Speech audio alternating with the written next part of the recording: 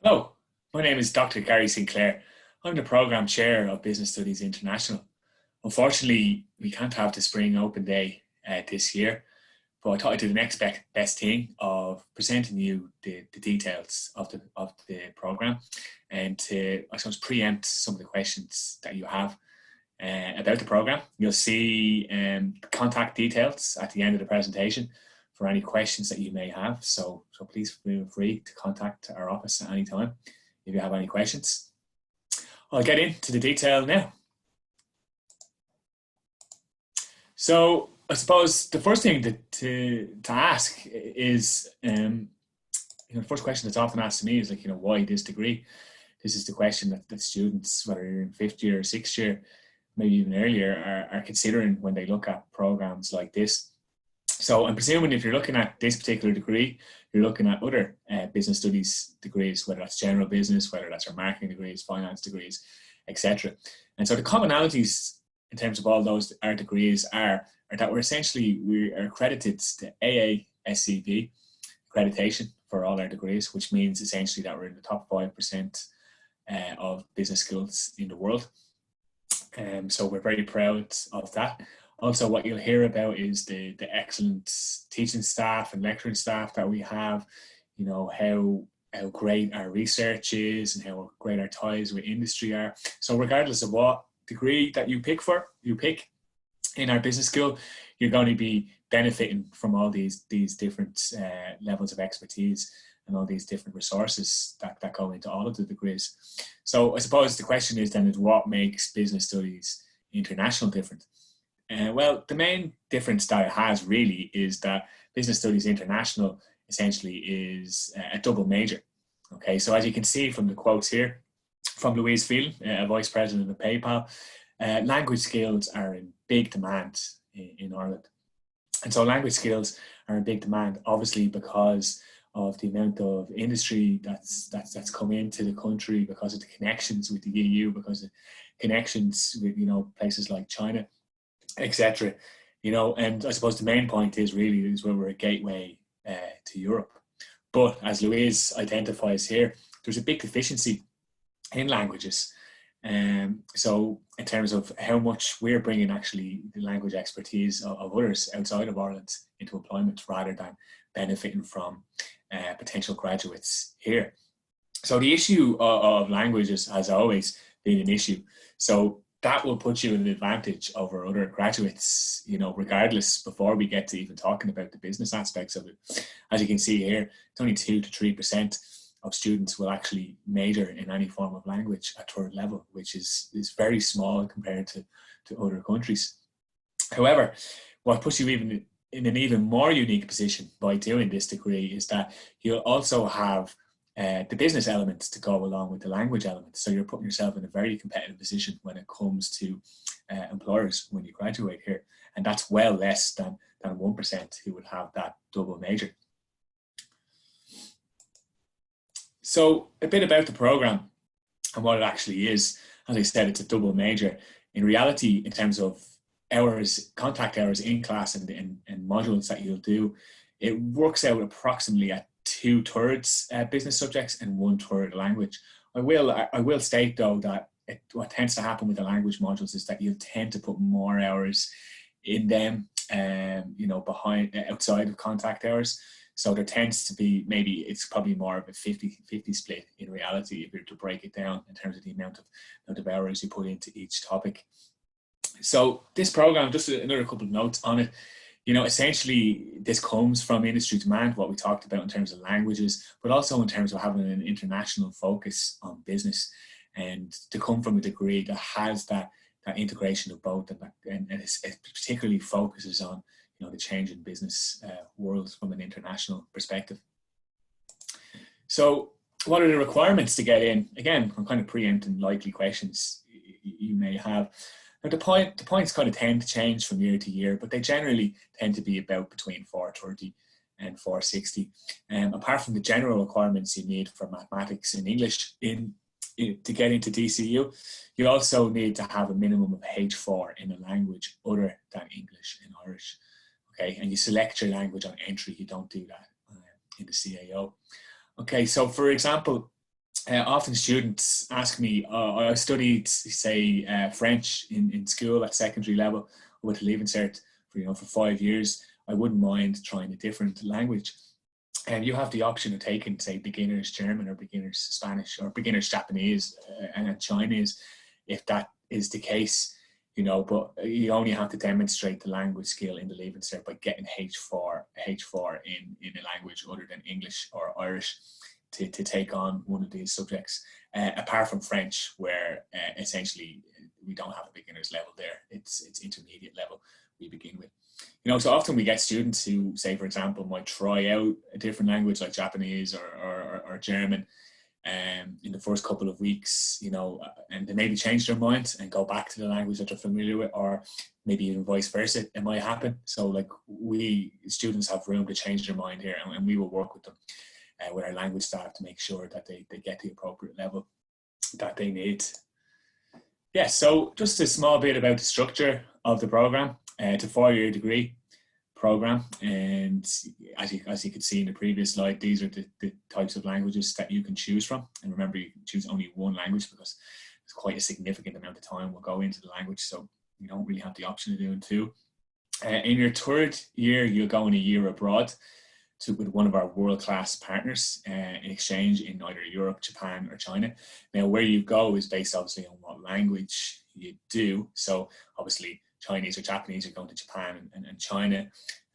France, for French, we have partners in France and Belgium. In Germany, for Germany, we have Germany and Austria, and Spanish, Spain and Mexico. I'll talk a bit about those partners a bit later. Just to give you an idea of what you can expect in your first year or two. Essentially, like with the other general business module or degrees and global business, we tend to give students a very much kind of introductory level to the different disciplines within business. So you'll get introductory classes to the likes of marketing, accounting, finance, economics, and also kind of key disciplines that inform the key aspects of business, like psychology and law and management. So other things that students can benefit from when coming into first year is you'll see that, say, for example, we've introduced 3 new modules in our first year curriculum.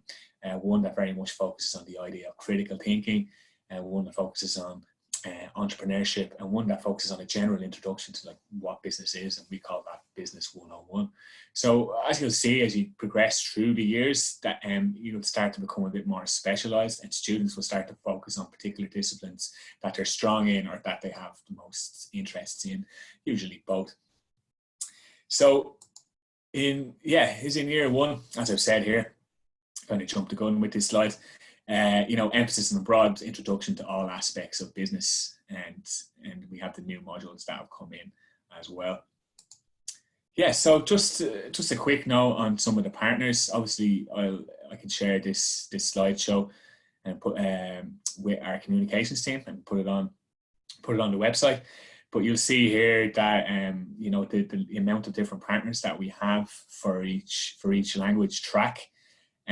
So obviously with the likes of French and Spanish, most students, a majority of our students, or a good majority of our students at least, would pick those tracks, and that's obviously a legacy of the Leaving Cert. So what would happen there is that we'll have more partners to meet the demands of our students here. So we put a lot of effort into selecting our partners. We get offers in our international office regularly from different partnerships, and to be honest with you, we turn most of them down because they don't meet our accreditation requirements, or they don't meet, I suppose, the academic levels that we look for. Now, when we do a lot of preparation into that to make sure that they're offering the modules and the language tutorials that our students need, but we also look a lot into outside academic reasons why students might choose a particular partner. So we try and get partners that are good to travel to, in terms of popularity of the cities, but also in terms of living conditions, costs, and how easy accessible the particular places are. So you can see here we have all the major cities in France, and we've also recently just signed another new partner in Paris. Spain too, you can see here, we tend to send that tends to be the most popular destination that we send our students to. You know, we have partners in Barcelona, Madrid, Valencia. And again, the popularity of where the students want to go tends to change year on year. Just a note on how we decide where students go. Essentially, it comes down to their first year grades, and then also their second year language grades as well. But generally, we will find a place for every student, and you know, hopefully most students get their first choice regardless. What we tend to do too is we tend to send a maximum of 5 students to each place, and potentially a minimum of 2, as we don't like to send massive groups, because we like to give students the opportunity to get out there and you know, meet new people, and not be too reliant on, you know, other Irish students that they have made friends with already. It tends to help with the language if I suppose you're kind of forced to get out there a bit more.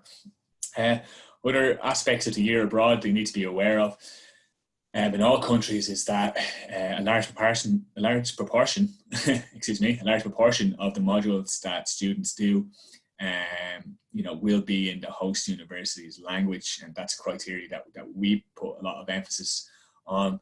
And now that might sound hard now if I to tell a student that they're going to be studying economics in Chinese, or they're going to be studying finance in German, but trust me, our students get through this, and there's a lot of advantages that really come with putting yourself through an experience like that.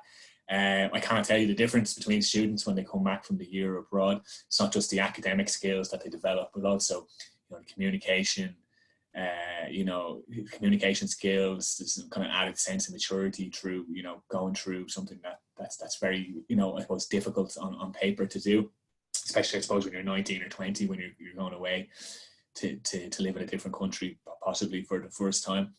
And also, this is something that really looks good for employers. So you'll notice with some of our other business degrees, they do an intra-work placement. We don't do the intra-work placement. We do the year abroad instead. And as I say to students, you know, employers are very impressed when you can tell them that you studied, you know, marketing in Japanese, or that you can tell them about your journey of the year abroad and having to adapt to studying in a different language and all the different skill sets that come with it. And employers, you know, respond to us about, you know, the kind of added maturity that students kind of have coming out of a program like this. So when you get to you come back from your year abroad and you get into your final year, what you'll find is that the big decision you have to make then is what you're going to specialize in. So our 5 specialisms, as you can see here, finance, HR, business economics, marketing and management. So that will take up a good proportion of the modules you do in your final year. And again, this is all with the idea in mind that you're going to gear towards a particular specialism in the workplace. So it is helpful here. As well as that, you'll continue to do the language.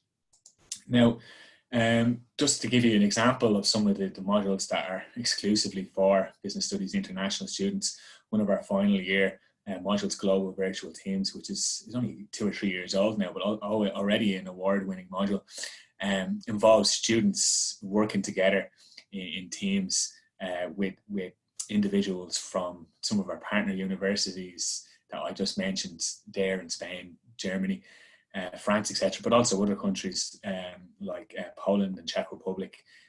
You'll be in a group with students, you know, virtually in this sense, working remotely on particular real world business problems. And students really love this. And again, it's another great module that you can bring to employers to show, you know, the practicality of your degree and what you've been working on. Yeah, so another common question that I get is like, kind of what type of job am I likely to end up in working in after coming out of this Business Studies International degree. Now up here I just put up some of the examples of companies that students have ended up in recently. A lot of the big consultancy companies, it's quite popular for students to end up there, as well as a lot of the kind of Silicon Doc companies like Google and Facebook. As well as that, this would be the case for all kind of degrees within the business school. there's a big emphasis on entrepreneurship. So a lot of our students actually set up their own companies, or a lot of our students end up in companies like Enterprise Ireland. I suppose the specific aspects that's kind of become a bit of a trend recently is organisations like European Union. Our students tend to be kind of in demand for organisations like that because of the business and experience, because of the language experience, and also the experience of working in different countries and what that brings. So you'll notice too, like a lot of the language modules, they put emphasis on actual like learning about culture and things like that too, and international relations. Yeah, so I have any questions here. Obviously I can't respond to them right now as this is a recording, but if you do have any questions, please contact business.dcu.ie through email, and you'll see our other social media content here for any other information that we have. So thanks for taking the time to listen. That's all I have for now. Thank you.